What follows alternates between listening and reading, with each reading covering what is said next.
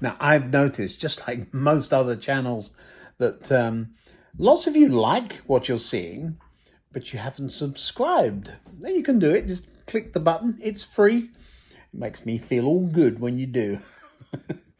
Hey, we're going to have a look at a couple of locomotives today, just to see what's going on. The little tank engine that pulls the freight train around the layout is not behaving itself quite right. It's running as sweet as anything, but I'm suspicious. It needs a new chip in any case, because the when we were programming Churchill the other day, when we popped it on the layout and I called up Locomotive 3, the tank engine took off. That's one of the old Hornby chips, and probably one of the very first I fitted. It's got number 5 as an assignment. I think that was because it was the next number available, so that's way back. Anyway, let's have a look and we'll see what we've got. You know how it is after you've put a new Loco on the layout, and what excitement. And we've got the Winston Churchill running, and I noticed there's an accessory pack inside, and I love that it's not open. That means we can know exactly what was in there. There's a NEM coupling there, tension lock coupling. A couple of figures. There's the driver, I guess that's the fireman, is it? Yep. Not painted, that's a job for me. But here's what I found interesting. Look at that. There's a spare screw. Now, what could that be for? We'll have to open that packet and have a read and find out. I do like that it's got the white discs. I shall put those on in the shape of a V, which they would have been for the funeral train, since that's what we're running. You'll have noticed too that when I started running Churchill for the first time, it was a little stuttery. And what was going on the other side of the layout, this little monster was misbehaving. Many, many years ago, when I first started in DCC, I had a Hornby, what did they call that thing? The controller that was made everything go. I thought it was perfectly normal. But I fitted Hornby chips, and of course those are the ones, the early ones are the ones that are losing their memory right around now.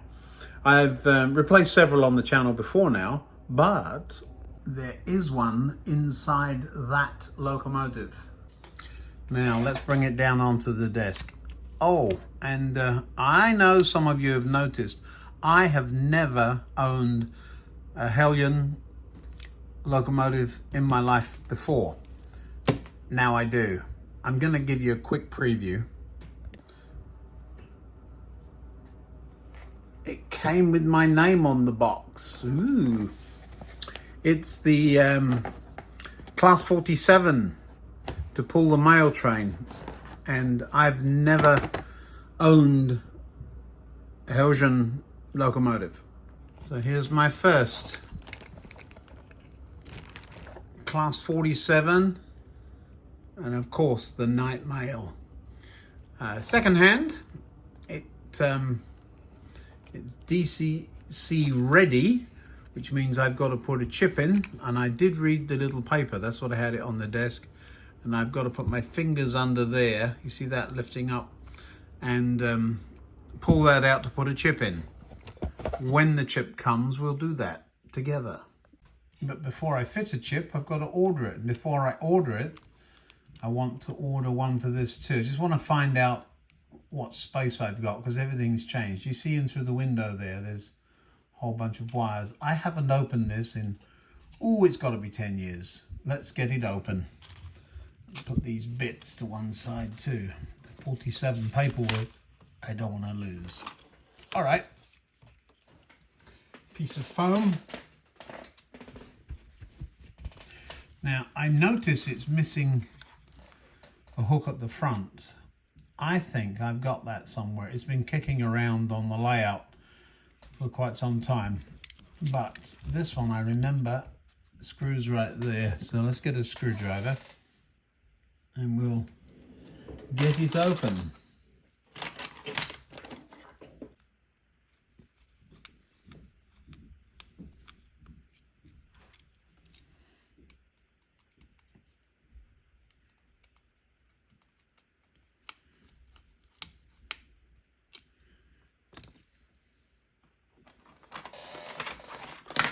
Jesus, where are you?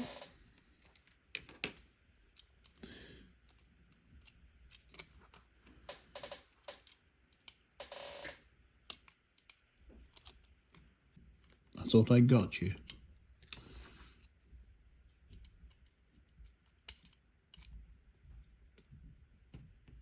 Got some glue on the end of that and it's sharp. Huh. Let's put those screws in there. That is not the coupling for this. That's actually from the guards van, but I'm leaving it in there so I don't lose it. The guards van's another whole project. You'll find out. Be patient. Now, with those two screws out, up, forward, off. Now, why can't every other locomotive be that simple? There we go. And this is split chassis. Split right down the middle. Lovely. Well, there's the chip. I don't know whatever happened to the covering it was in, but let me just move some things around here and show you. This is all from memory. Yeah. So, same old story. I'm going to draw it just again for you in just a minute. Let's lift that up and out of the way. And yep, that's the cab detail comes out. Now then, do you see this?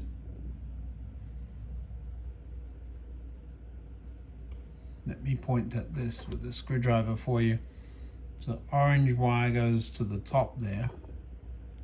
It should actually be on the bottom. I will remember to do that the next time.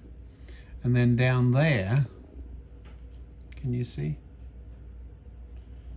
Down there, what I've done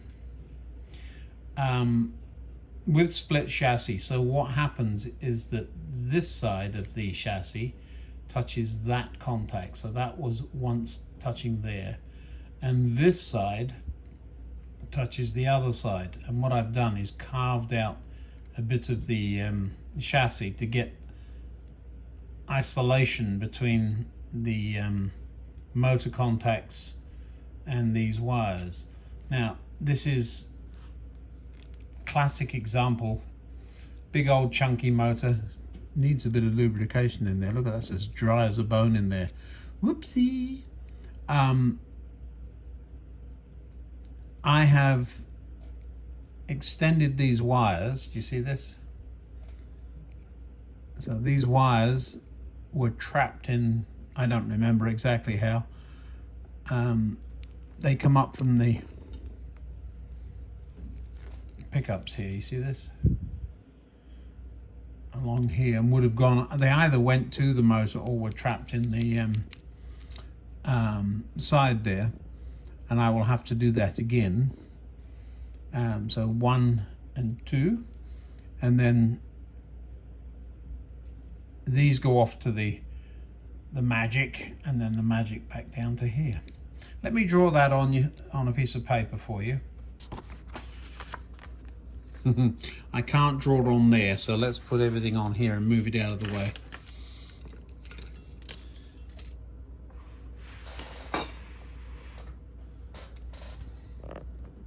Okay, I know we've done this before, but you have the wheels that touch the track. We just did this with the Winston Churchill, didn't we? And there's pickups on there, and in Bachmann's split chassis version, you might take a wire off to the motor. Here's the motor with its worm gear sticking out the end there, and its contact. You might just run that there and there. Or alternatively, you touch it to the chassis, you snug it in there, and then the bit of the chassis that's on that side and the bit that's that side touch that wire, and that touches that. So you've got contact somehow between the electrical of the wheels and there. I'm going to check the axles on this as well.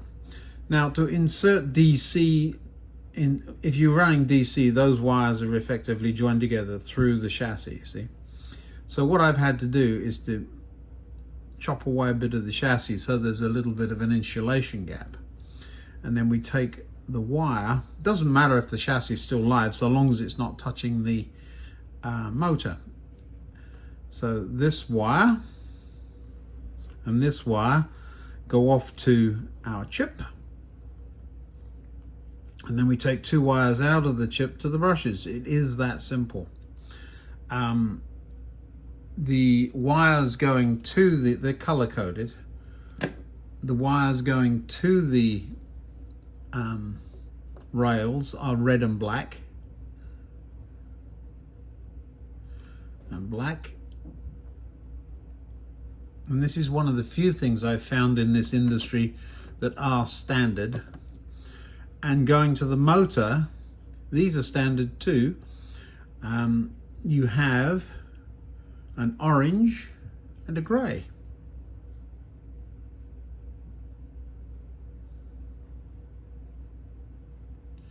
Now, in my case, I've got the orange and the grey back to front. It's been that way since I did it, and I've never bothered to change it. Now, why wouldn't I change it? And that's because the DCC chips, now I use these or variations of it, but they all have the same thing. Now, Digitrax are the chips I use, and here's the silly thing they do. Here's the reality. It says normal direction. There we are. Look, see, normal direction of travel is controlled by CV29. I'll tell you what that is in a minute. See your decoder manual or the Digitrax Toolbox app for additional information on setting CV29. How stupid. That is just bonkers, Digitrax. So what they're doing is telling you that CV29 is the one you need to know about, but it doesn't tell you what you need to know about it. Okay, a CV, these are parameters that you can change by going into programming. And basically, CV29 can be 0 or 1. It just has two settings. If it's 0, the orange and grey are that way round. If it's 1, they're the other way round. So why can't they just say, to make the train go the opposite way, just put a 1 in there? That is so silly. It would have used less words than to send us to their website. But I guess they want us to visit the website. Anyway, do you see I've never fixed on the braking gear there? I probably have it somewhere. This was bought second hand at Great Electric Train Show that I went to in England, and it must be, if it was that one, it was at a race course, I think at Cheltenham, isn't it? I don't know. Anyway, years and years ago, certainly at least 10, and if you look under here, I'm noticing something. Look at that. Can you see what I see? Look. See? Got a connection off there. See it moving around there? I'll bring it closer so you can see there. So that needs resoldering. Let me turn my soldering iron on. We can do that now. I'm just going to have a little poke in there because that looks a bit corroded.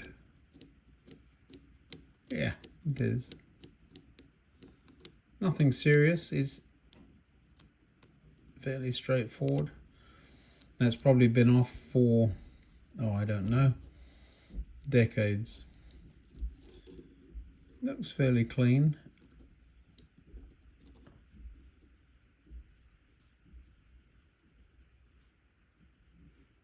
I did have one of these wheels fall off a little while ago.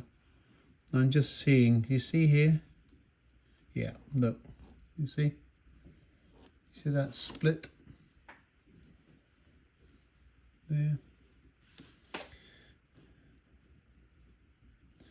Yeah, that's not good. That's probably indicative of the rest.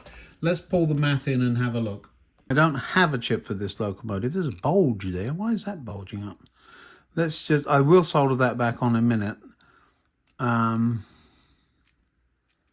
looking here. Just whip some things off here. There's a screw there that probably needs to come out as well. Poor thing. It's a brave old locomotive. It's my go-to. Can I do it without taking that one off? Maybe. For the longest time, it was the only goods train I had running. Yeah, there's a spring under that. Let's be careful there. Let's leave that screw there because I don't want to get them mixed up.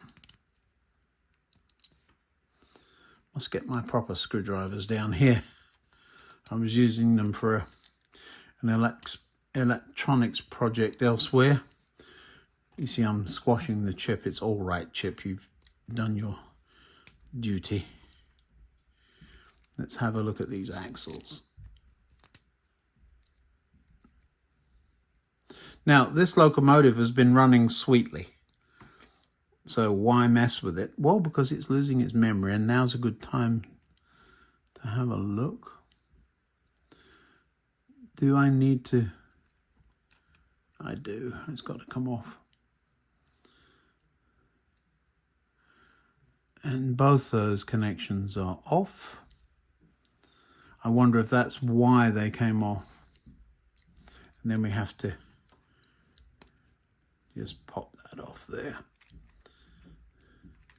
All right. We're in.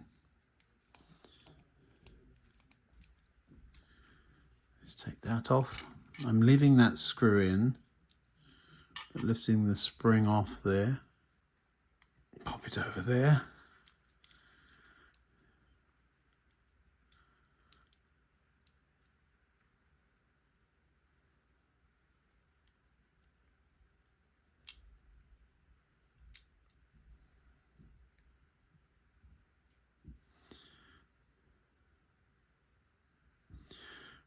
Bit mucky, and they're not tight at all. Let me just pull it out and show you. You see in here, the grease you have to use in this stuff is conductive, because these non-bearing bearings are how the electricity gets to the chassis. It goes from the wheel to the axle part there, and then the axle touches that, and away it goes. Now, I've tried to keep that clean, but we need some conductive lube for that. This is interesting here, though. You see this?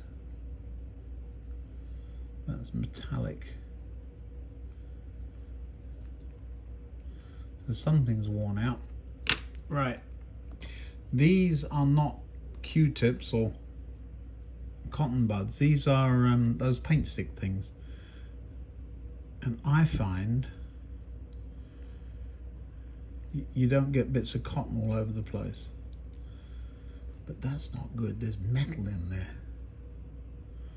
That's the bearing surface. Lovely. So this poor engine's worn out.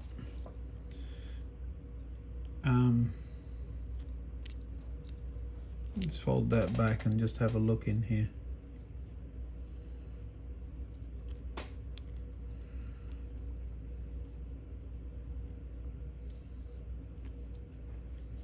Don't know if you can see in there, but there's I know most of us don't like these non-bearing bearings. But in their defense, these are coated with a bearing material which has clearly worn out. Look, you see?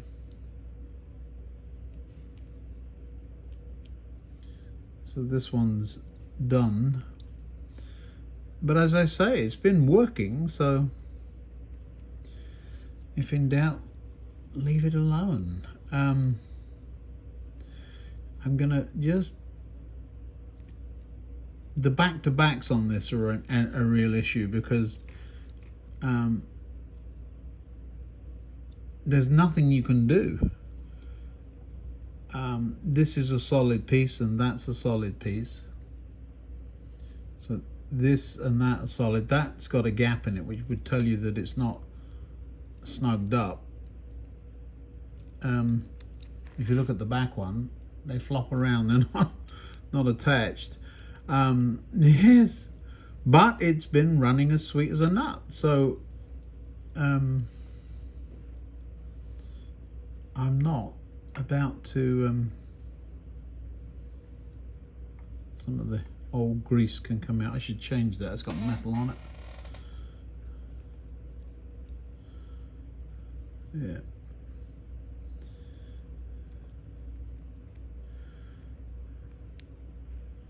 Yeah, same thing here. This bearing's flaking away. I am still going to use this locomotive. That sounds cruel. It is, I know. But look at that. I could stick it. The track's good. But clearly with these two not attached, it's not. When I solder these on, I'm going to have to make sure that they're the right way round, of course. Yes. It's in a bit of a sorry state, isn't it? Now, what's going on here? Let's just check all this. It's easy to get this linkage really stuffed up as well. That doesn't look right.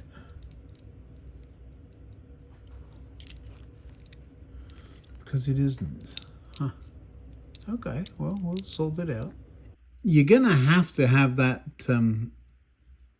tight and check again for a split, and sure enough, look at this. That axle is in two pieces.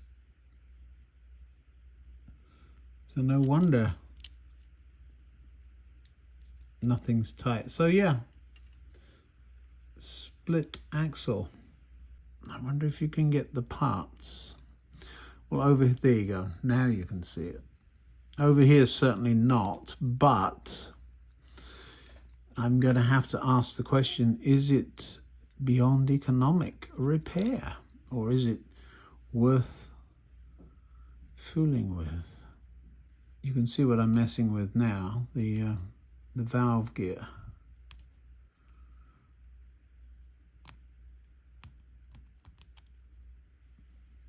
It doesn't look very well, does it? Nothing's bent. And you remember I said it was running as sweet as a nut.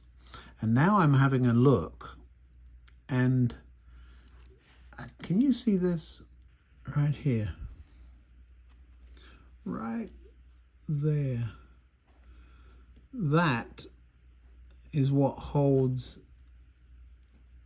this on, and the hole is elongated. The hole in the rod, look at the size of that. Goes all the way over, look. See? The one on the other side has a much smaller hole in it. Is there a clip on the outside? And there's a clip on the outside that's missing on this side. So yeah, I'm amazed it was still running. It does look sorry for itself, doesn't it? We'll get it running, you see. Look at this. There's goop in there. Should be glue, but not goop.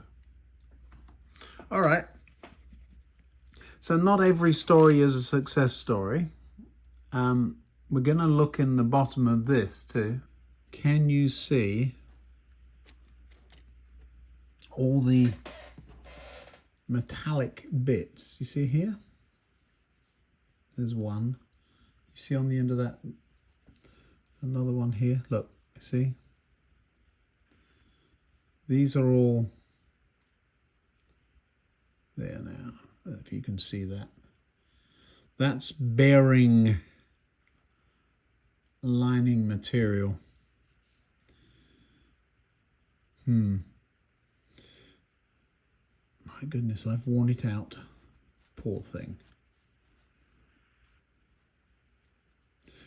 At this moment, it doesn't look good. Look at all this.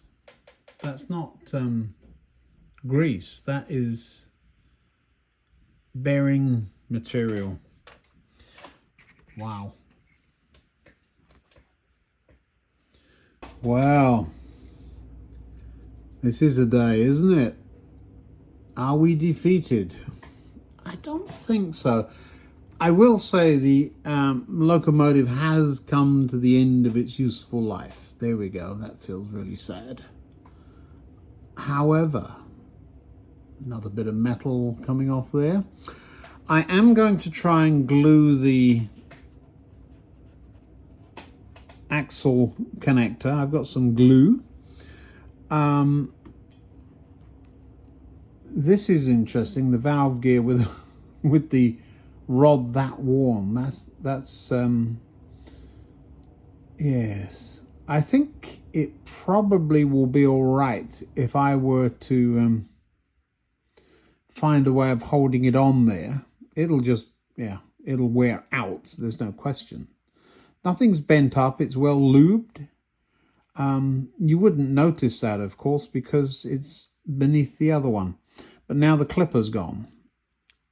And there is, it appears, a clip right there. There is like a, I've never seen it before. It's sort of a circlip. Huh. Well,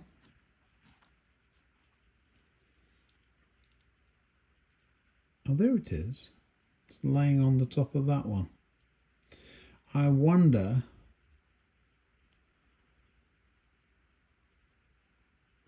if we can do something about that. We'll have a look. Well, all good things come to an end. So what we're going to do, you're going through the grieving mourning process with me. I know. I am going to try and get it running. It's $20 to put a chip in, and the chip will be reusable. I'm just going to go and wash this in soapy water just so that the grease is gone. That's actually worn round at that end. Huh.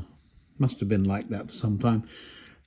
The remarkable thing is this locomotive was performing right up until the end. It was doing a wonderful job. Only thing that I haven't done is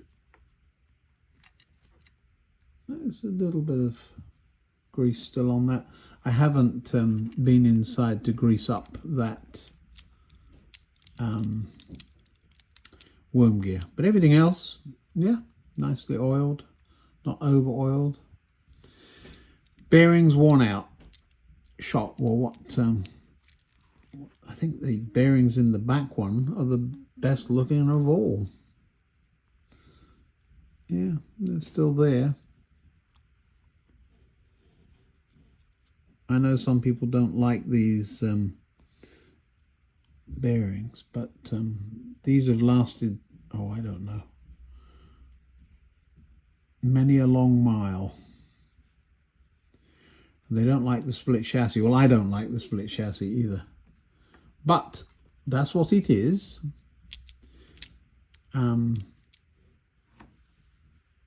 Let's get this glued. Let the gluing begin.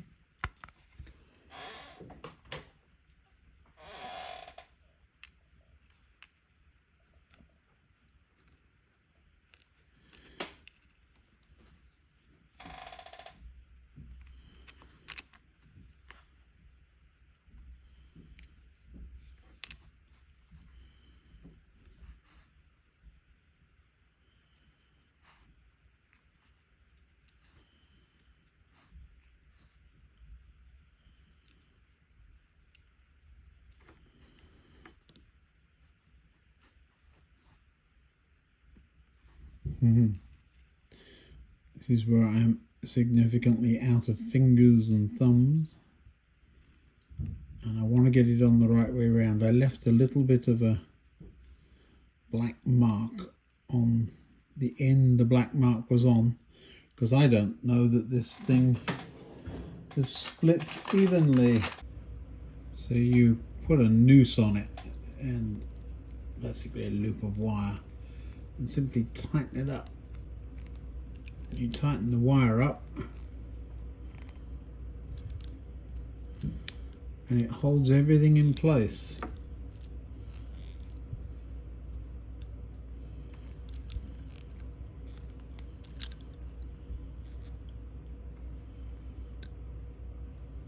There we go.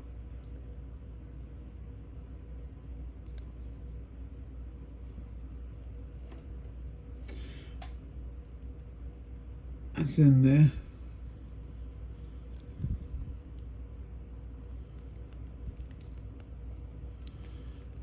So it's at least held now.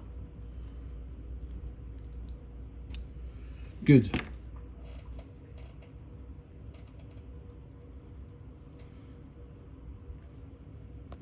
Chances of this working? 0 to non-existent. But if you don't try, it won't work. This is not a good day at Camelot. So what I'm doing here is finding somewhere for it to sit to dry. That will be there tomorrow when I come back. And we will have another go at lining everything up. My next trick will be to sort out the valve gear. Doesn't appear to be bent or broken, just that one end, the big end. Big end is worn out. Right. We may repurpose, reposition, and reassess. Sometimes you wish you'd never opened it in the first place. It would have stopped running. The chip needs replacing. It still needs replacing. The bearings being that worn though, they're not real bearings, but they're not just metal either. They are coated. It'll run like that. Yes. The split axle, I'm sure you can get those. There's sites in the UK. I shall have a dig around and see what I can find. The what else is wrong with it? Oh, the front axle is also split. But let's see if I can get this back one working first. The valve gear, that was interesting. The big end being that worn. That's disappointing. I can see this becoming a static exhibit, which means I will need something else to pull the freight train. Oh dear. Oh, that's naughty. But yeah, it's been... I wonder when I got that Loco. Certainly we were still living in England. Ooh. Long ago. It's done well. I'm not throwing it out, but I don't see it working on a daily basis. Some of these really old locomotives, they deserve to sit in an engine shed and hiss just a little bit. Thanks for watching, and we'll see what comes next time.